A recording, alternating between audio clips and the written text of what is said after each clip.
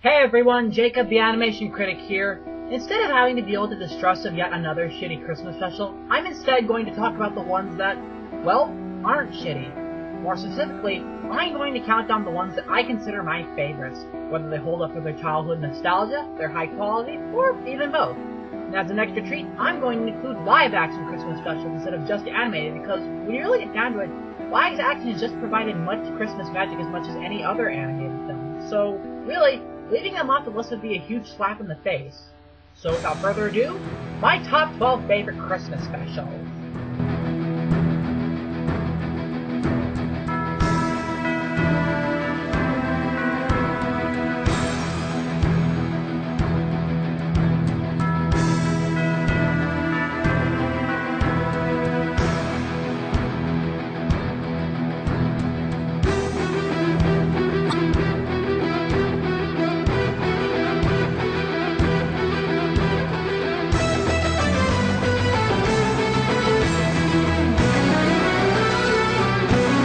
Number 12.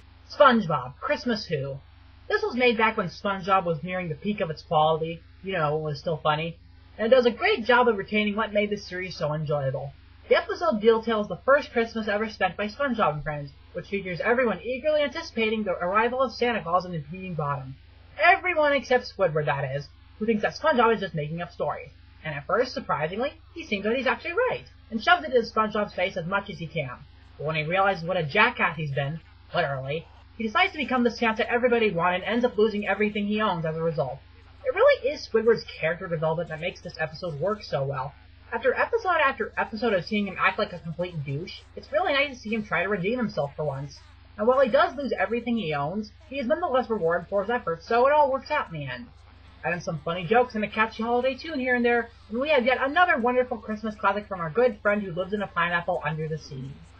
This Christmas feels like the very first Christmas to me.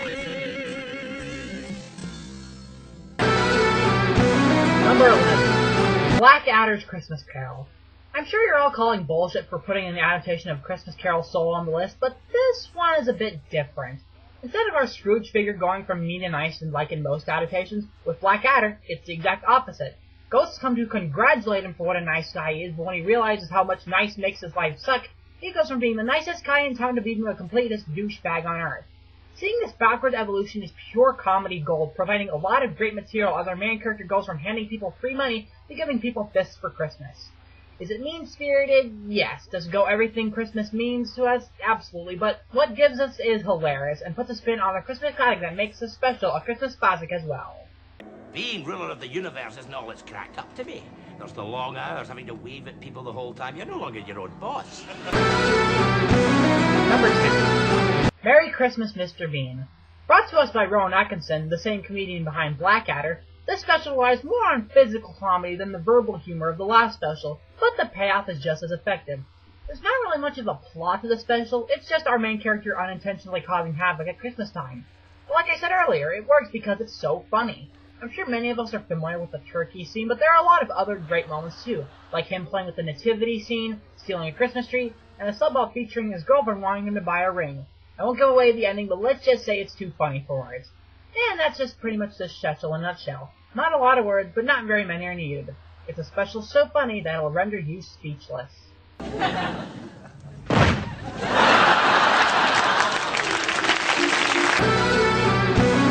9. The South Park Christmas episodes. Which ones? Well, really all of them. South Park is famous for its clever satire, and some of its best comes out during the holiday season. Many of us like to make fun of Mr. Hanky episodes, and yeah, I can see why. He's an animate piece of crap. Still, the episodes are still pretty funny, if only for their satire and political correctness during the holidays. There's also another one where the gang goes has to go on a Wizard of Oz parody adventure to save Kyle's little brother from the Canadian government. It's not mildly satirical, but it's still pretty funny. But the one people seem to love the most is the one with the woodland critters. Very little can be said without giving away many of these episodes' variable memorable moments, so all I can really say about this one is that not all appears what it appears to be. What more can I say? They're vulgar, mean-spirited, and completely inappropriate for young audiences, but we still love them anyway. It's why they make a perfect addition to my special Christmas catalog. Number 8. Frozen. Yeah, I know this just came out, and I know that technically this isn't a Christmas special, which is why I'm putting it lower than I feel like I should on this list. But you know what? I can easily see this becoming a holiday season classic. Not just because of its wintry theme, but because the movie is just that good. Seeing how this was just released, I won't go into too much detail here. I'll save most of my criticism for my 2013 wrap-up, but let me just say that everything in this movie is great. The story is gripping, the characters are well written, the animation is stunning, the songs...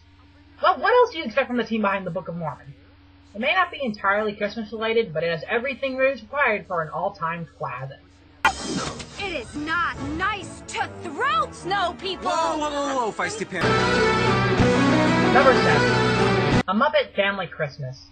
This is one of the few times where we actually get to see all of Jim Henson's famous creations come together into one special.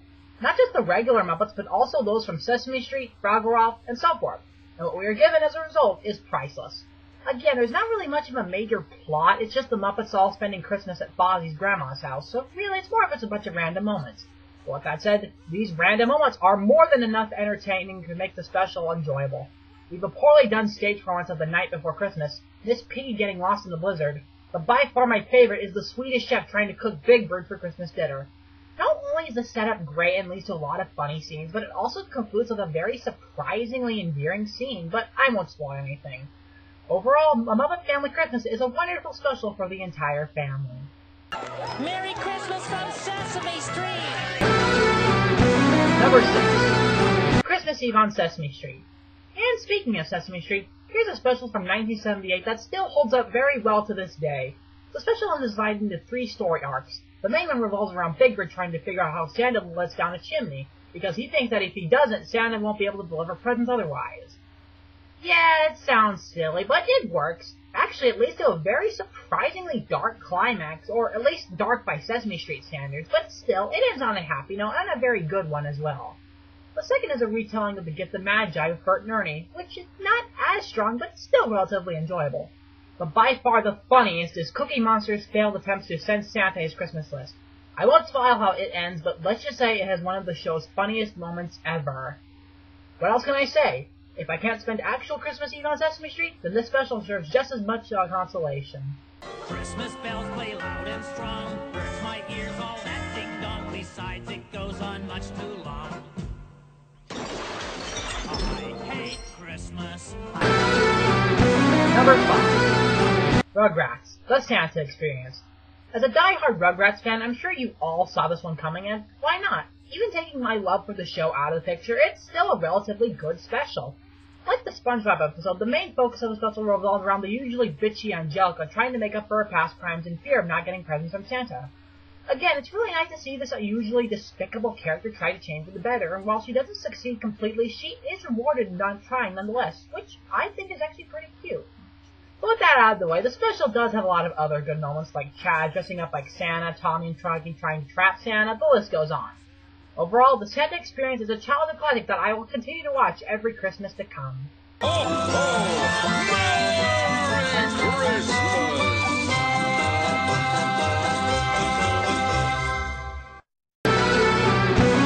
Number 4. It's a Wonderful Life. I've only watched this movie twice or so, and within those 2 showings, it's already become one of my favorite Christmas pastimes. Okay, actually, something people don't realize is that the portions of those well-known with the movie, you know, where George and the angels see what the world is like without him being bored, doesn't take place until the last third of the movie. Everything else to that point is just build-up. But with that said, it's good build-up. It establishes our main character and develops reasons why he's so important to the people around him, so that when we do see what the world is like without him, the things that happen not only make perfect sense, but add quite a bit of intense drama. And my god, it is intense. I don't want to say it's downright disturbing, but some of these scenes do get fairly dark. But of course, that just makes the ending even happier, and it is a very happy ending. One of the most happy endings I've ever seen in a Christmas special. Need I say more? I think we can all agree that It's a Wonderful Life is a wonderful movie.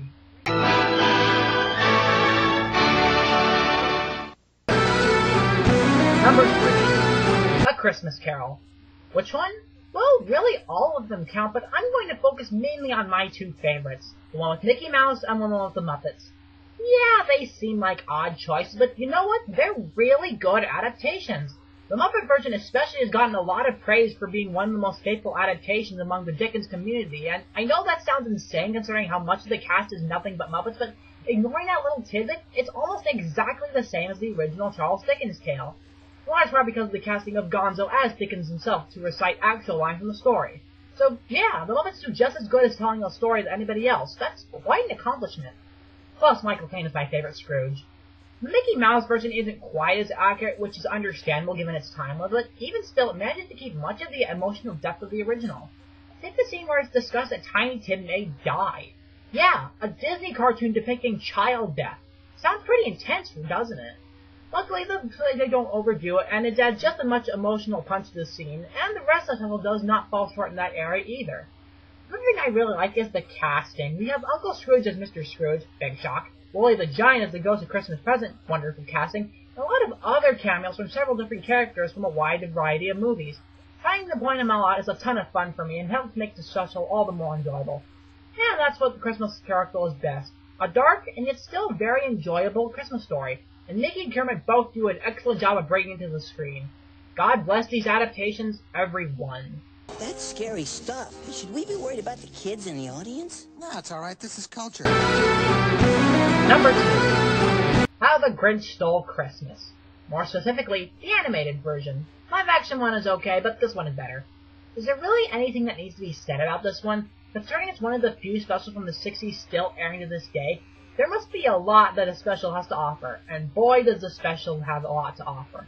What else can I say that everyone else hasn't? Boris Karloff is absolutely perfect as our green furred protagonist. The animation, especially for 1960 standards, still holds up miraculously well. The songs are some of the best ever written for the Christmas season. Seriously, I dare you to not watch the special without with your meme on Mr. Grinch in your head. Really, what is there about this special that's not utterly fantastic? I'm sure many of you are probably upset that none of the Rankin Bass or Charlie Brown specials are on this list, but honestly, of all the 60s Christmas specials, this is the only one I really consider a classic. Which is not to say the others are bad, I just don't enjoy them as much. Again, what else is there to say about the special that hasn't been said already? Well, I suppose all I can say is that if you don't have a heart for this special, you have to be a real Grinch. Given the choice between the two of you, I'd take the seasick crocodile. And the number 1 Christmas special is... The Nightmare Before Christmas. Well, I suppose if there's one person who can top Chuck Jones, it's Tim Burton, whose dark sense of style and humor contribute to what is, in my opinion, the absolute best Christmas special ever made. As you might have guessed, as much as I love cheerful and colorful Christmas specials, I also love it when Christmas takes a dark turn. Not just for one scene, but for the whole movie as well. I think that's why I prefer this over The Grinch, although not by much. It manages to add in a whole lot of dark elements and yet still balance it out with the cheerfulness we've all come to expect from the holiday season. But apart from that, much like The Grinch, there's little that can be said that already has been said. The stop-motion animation is some of the best ever created, the characters are a lot of fun and have a lot of really cool designs. Danny Elfman's music is rivaled by no other Christmas songwriter.